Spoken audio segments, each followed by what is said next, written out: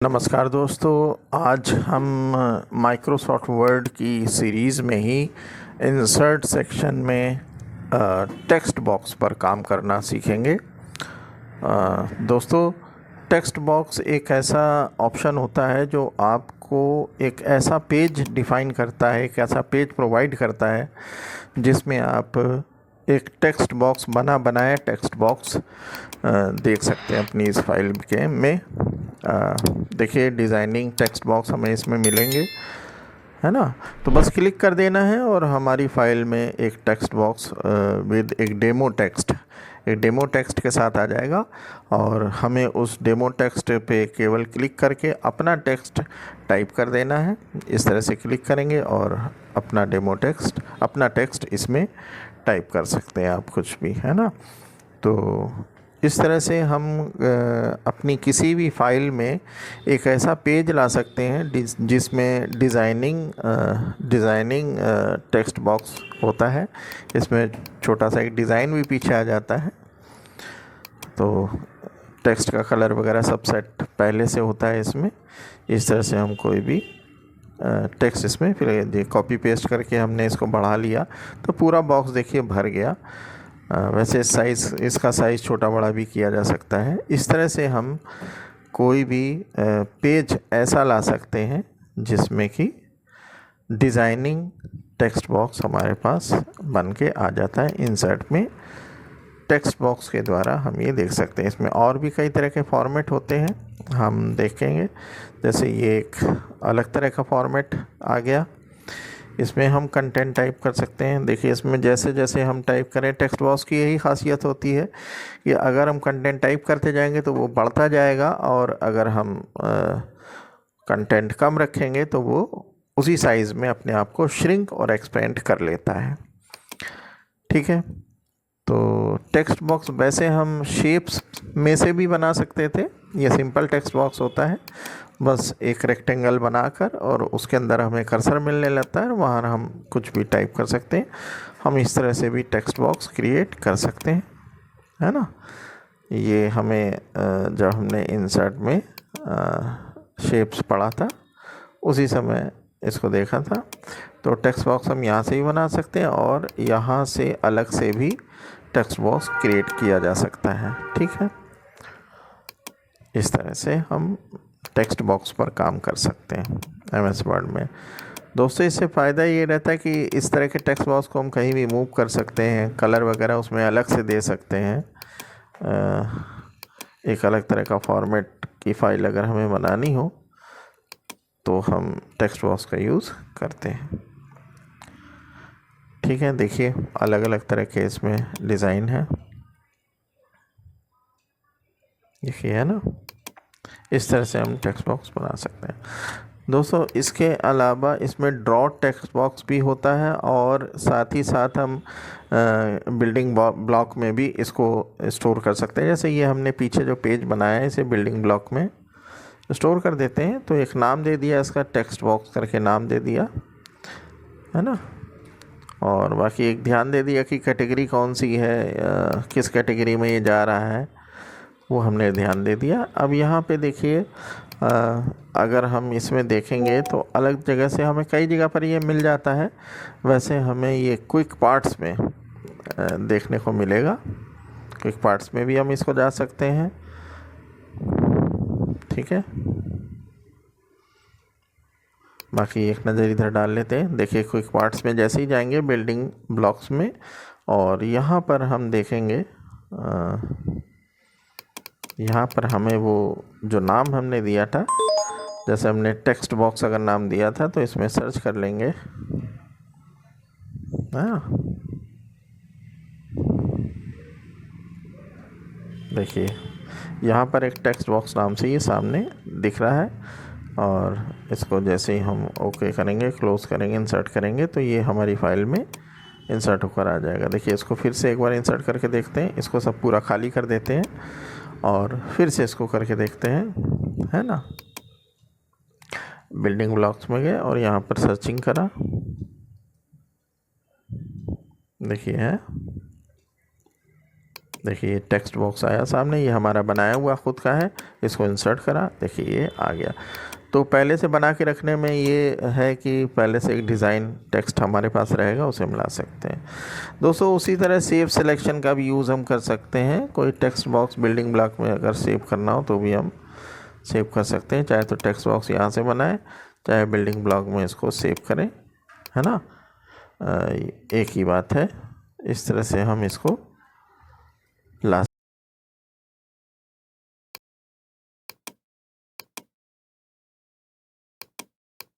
Text box तो हो गया। और इसके बाद फिर आपका हम देखेंगे क्विक पार्ट्स के अंदर बिल्डिंग ब्लॉक्स तो आपने देखा ही अभी, और इसके अलावा डॉक्यूमेंट प्रॉपर्टीज़ के अंदर बहुत सारे ऑप्शंस आपको दिखाई देंगे, और फील्ड के अंदर भी सेटिंग आपको दिखाई देगी। बिल्डिंग ब्लॉक तो है ही, तो इनको भी थोड़ा सा समझने की कोशिश करते हैं हम लोग। जैसे कि डॉक्यूमेंट प्रॉपर्टी में हम देखें, एक जगह ऑथर लिखा हुआ है ना, इसको फ़िलहाल हटा देते हैं, रिमूव कर देते हैं। तो यहाँ पर जैसे हम ऑथर में गए तो हमने देखा कि यहाँ पर पीसी लिखा हुआ पहले से आ रहा है। तो जब भी हम ऑथर अगर बनाना चाहते हैं तो हमें ऑथर यहाँ पर टाइप करना पड़ेगा, है ना, ऑथर जो भी है उसको टाइप करना पड़ेगा बार बार। तो हम ये चाहते हैं बार बार ऑथर टाइप ना करना पड़े, केवल ऑथर पे क्लिक कर दें और ऑथर अपने आप आ जाए यहाँ पर। तो उसके लिए हमें ऑथर डिफ़ाइन करना पड़ेगा। कहाँ से डिफ़ाइन करेंगे हम? यहाँ पे देखिए फाइल मेनू में प्रिपेयर में प्रॉपर्टी में जाएंगे, और प्रॉपर्टीज़ में हमें देखिए बहुत सारी सेटिंग मिल जाएगी, जैसे ऑथर है, टाइटल है, सब्जेक्ट है, ये सब कुछ हमें यहाँ मिल जाएगा। तो हमने एक ऑथर बना लिया यहाँ पर, सपोज़ हमने बना लिया, हाँ, विवेक कुमार हमने बना लिया ऑथर।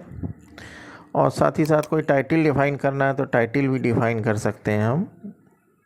एक टाइटल बना लिया हमने, ये डॉक्यूमेंट की पूरी प्रॉपर्टी हम डिफ़ाइन कर सकते हैं इस डॉक्यूमेंट के लिए। एक सब्जेक्ट बना लिया, सब्जेक्ट डिफ़ाइन कर लिया।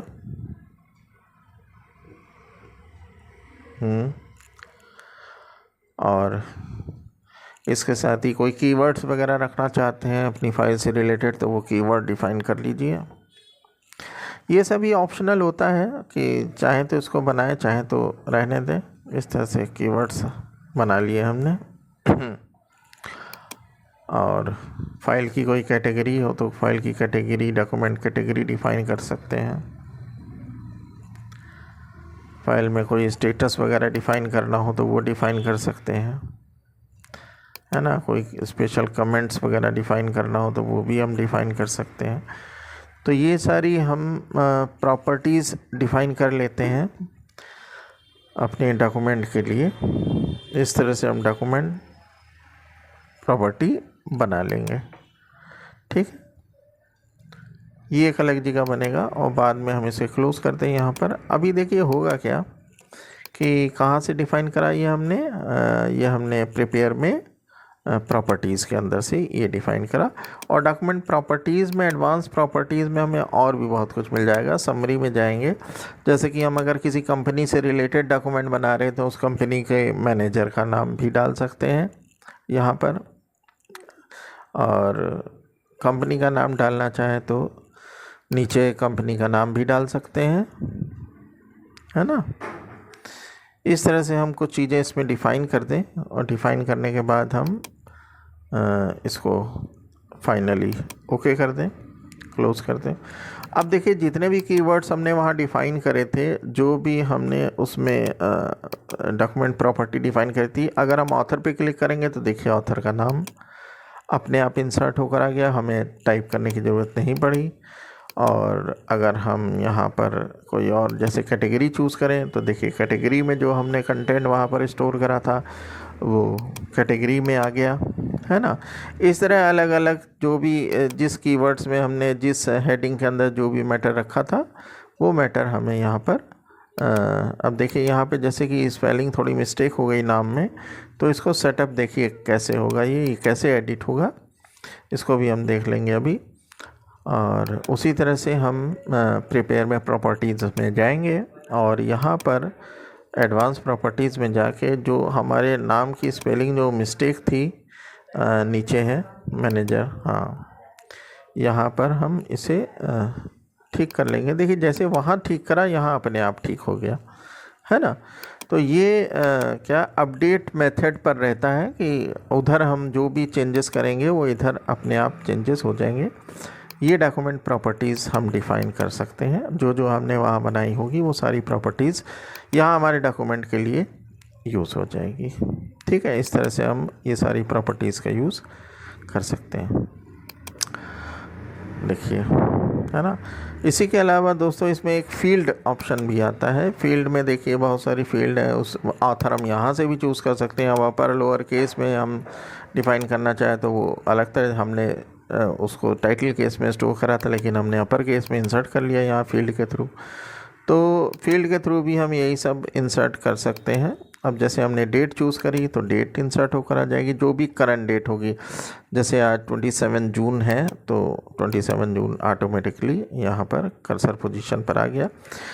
ये जो फील्ड के थ्रू हम इंसर्ट कर रहे हैं ये ऑटोमेटिकली ये क्या होता है, अपडेट मेथड पर होता है ना। अब जैसे डेट पर अगर हम जाएँ तो 2-3 तरह की डेट होती है। जैसे क्रिएट डेट पर अगर हम इंसर्ट करें तो ये केवल डेट का फॉर्मेट एक बताएगा। ये डेट का फॉर्मेट इंसर्ट होकर आ गया। इसमें हम अपने अकॉर्डिंग कुछ चेंज करना चाहें तो ये, हालांकि डेट का ये का जो टाइम है वो थोड़ा अलग आ रहा है, देखिए है ना, 6:49 और 6:59 जबकि हुआ है। लेकिन अगर हम डेट के थ्रू इसको फील्ड में डेट के थ्रू लाएंगे तो ये किस तरह से आएगा वो देखते हैं। ठीक है, ये तो अपडेट मेथड पर आ गया आपका डेट। अब देखते हैं, जैसे कि हमने यहाँ पर फील्ड में गए और अब हम डेट फॉर्मेट से लाते हैं, हाँ डेट से, और कोई भी एक डेट चूज़ करी है हमने, टाइम चूज़ करा, नीचे से ऊपर डेट होती है नीचे टाइम होता है। अब इसमें देखिए बिल्कुल वही टाइम आएगा जो हमारे कंप्यूटर स्क्रीन पर दिखाई दे रहा होगा, जो हमारे कंप्यूटर के टास्क बार में नज़र आएगा। तो 6:59 इस समय हुआ है, 6:59 वही इसमें दिखा दिया। देखिए इस फाइल को हम सेव कर देते हैं और सेव करने के बाद फाइल को क्लोज़ भी कर देते हैं। ठीक है, और फिर जब हम इस फाइल को खोलेंगे, थोड़ी देर के बाद खोलेंगे जब टाइम थोड़ा चेंज हो जाए। अब देखिए 7 बज चुका है। अब जैसे ही हम इस फाइल को खोलेंगे तो क्या होगा, इसमें देखिए यहाँ पर टाइम अपने आप अपडेट हो गया, जबकि जो पुराना टाइम था जो हमने क्रिएट डेट से स्टोर करा था वो चेंज नहीं हुआ।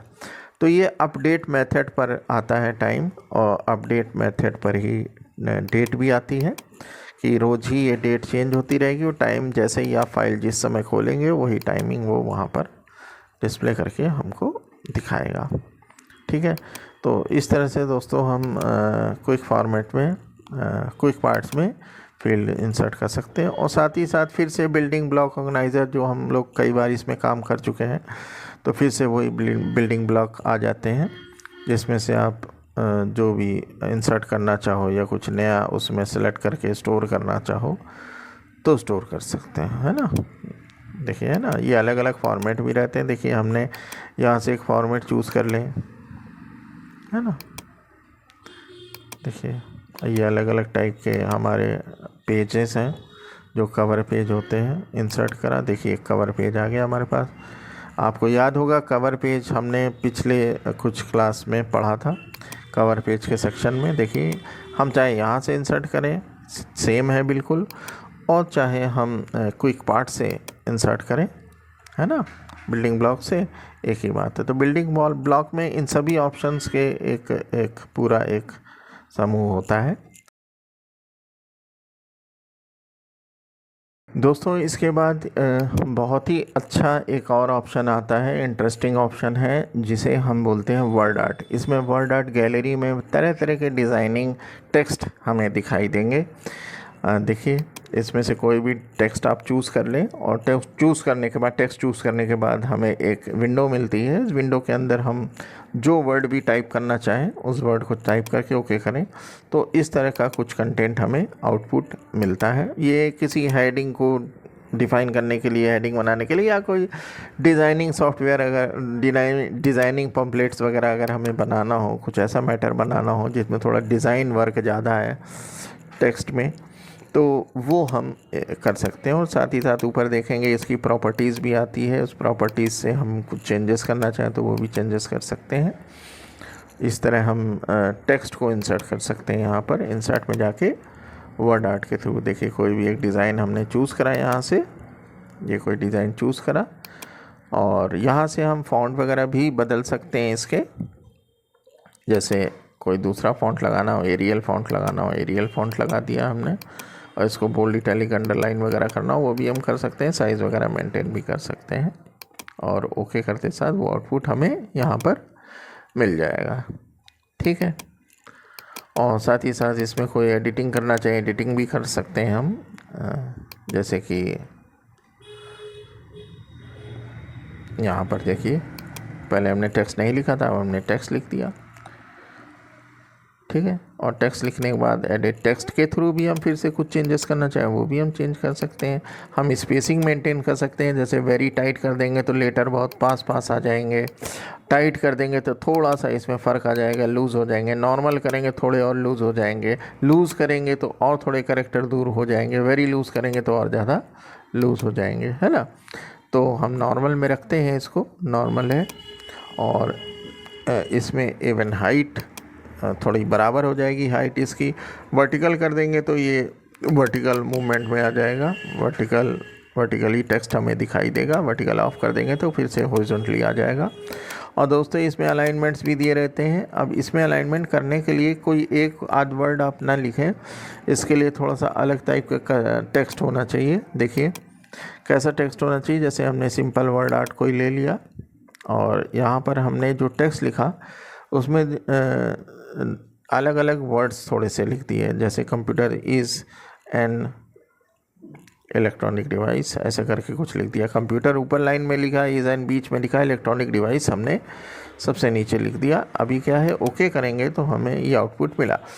अभी क्या है, हम इसको अलाइनमेंट को सेटअप कर सकते हैं। जैसे लेफ़्ट अलाइन करें तो देखिए लेफ़्ट अलाइन हो गया, इसी तरह सेंटर करेंगे तो सेंटर हो जाएगा, राइट करेंगे तो राइट हो जाएगा। ये हम पहले समझ चुके हैं अलाइनमेंट्स वगैरह क्या होते हैं, तो वो आप करके देख सकते हैं इसमें, है ना। लेटर जस्टिफाई भी होता है, जिसमें एक एक लेटर पूरी दूर दूर होके खींच के एंड तक चले जाएंगे। ये अलग अलग तरह का फॉर्मेट होता है, जो फॉर्मेट आप लगाना चाहें वो इसमें लगा सकते हैं। ठीक है। साथ ही साथ यहाँ से डिज़ाइनिंग चेंज कर सकते हैं, फॉर्मेट चेंज कर सकते हैं। देखिए, है ना, ये अलग अलग फॉर्मेट है। कोई कलर फिल करना हो अलग तरह का तो कलर फिल कर सकते हैं। लाइन के कोई कलर चेंज करना हो तो लाइन का कलर आप चेंज कर सकते हैं यहाँ से। देखिए, है ना, लाइन को थोड़ा सा मोटा करना हो तो मोटा कर लेते हैं लाइन को। देखिए लाइन मोटी हो जाती है, लाइन को थोड़ा सा अभी हम कम कर दें, और फिर इसका देखें, है ना, इस तरह से लाइन का कलर हम बदल सकते हैं। कोई अदर शेप में जाना चाहें तो शेप चेंज भी करा जा सकता है इसका। इस तरह से हम शेप को बदल सकते हैं, चेंज कर सकते हैं, है ना। अलग अलग तरह के डिज़ाइन है। ये वेव का एक डिज़ाइन है, वेव डिज़ाइन कर दिया हमने इसमें, तो ये वेव हो गया, है ना, वेव की तरह से दिखाई देने लगा थोड़ा सा। तो इस तरह से हम इसमें डिज़ाइनिंग कर सकते हैं। हम शेडो अप्लाई करना चाहें तो अलग अलग तरह के शेडो डिज़ाइनिंग है, ये हम कर सकते हैं। देखिए जो टेक्स्ट लिखा हुआ है उसकी शेडो भी हमें नज़र आएगी यहाँ पर इस तरह से। टेक्स्ट को सिलेक्ट करते साथ ये फॉर्मेट बार ऊपर आ जाता है। देखिए यहाँ से टेक्स्ट को हम शेडो को हम मूव भी कर सकते हैं, जहाँ चाहे वहाँ एडजस्ट कर सकते हैं। हम 3D इफ़ेक्ट भी इसमें लगाना चाहें तो वो भी लगा सकते हैं। इस तरह से 3D इफ़ेक्ट लगा देंगे, और 3D इफ़ेक्ट लगाने के बाद हम 3D को भी मूवमेंट करना चाहें तो वो भी मूवमेंट कर सकते हैं। लेफ़्ट राइट मूवमेंट कर सकते हैं, या टॉप बॉटम मूवमेंट कर सकते हैं इस तरह से। तो ये सारी सेटिंग हम कर सकते हैं इसमें। ठीक है, ये वर्ड आर्ट टेक्स्ट के थ्रू हम यूज़ कर सकते हैं इसका। दोस्तों इसमें एक चीज़ और है कि अगर हम इसको साइज़ वगैरह चेंज करना चाहें तो यहाँ से भी साइज़ चेंज कर सकते हैं। देखिए, है ना, मैनुअली माउस से तो कर ही सकते हैं, और यहाँ पे डिजिट के द्वारा भी हम इसके साइज़ को मेज़रमेंट कर सकते हैं, मेज़र कर सकते हैं यहाँ पर। देखिए, है ना, 3x5 हमने दे दिया इंचेस में, तो ये उस तरह से बिल्कुल सही मेजरमेंट में दिखाई देने लगेगा। लेकिन दोस्तों इसको हम जैसे मूव करना चाहें तो अभी मूव नहीं हो रहा है, तो मूव करने के लिए हमें क्या करना पड़ेगा, इसे पेज से थोड़ा सा अलग करना पड़ेगा। अभी हम देखते हैं वो किस तरह से होगा। देखिए, जैसे ये वर्ड आर्ट लिया, ओके करा, ये टेक्स्ट आ गया हमारा। देखिए ये मूव होगा या नहीं होगा, देखिए, है ना, नहीं हो रहा है मूव। अभी हम क्या करेंगे कि इसकी पोजीशन को, इसके रैपिंग इफ़ेक्ट्स को हम थोड़ा सा चेंज कर देंगे। इसमें एक ऑप्शन होता है इन फ्रंट ऑफ टेक्स्ट लगा दीजिए अरेंज में, तो आप आसानी से इसको बिल्कुल वैसे ही जैसे किसी ग्राफिक को मूव करते हैं उसी तरह पेज पर इसे भी मूव कर सकते हैं, रोटेट कर सकते हैं, रिसाइज कर सकते हैं। ये सारे काम आप इसमें बड़ी ईज़िली कर सकते हैं। ठीक है, तो इस तरह से हम एक वर्ड आर्ट गैलरी में जाके वर्ड आर्ट का यूज़ भी कर सकते हैं। देखिए, है ना। बाकी इसमें और भी ऑप्शन है, वो हम लोग और आगे समझेंगे, एक एक करके समझेंगे।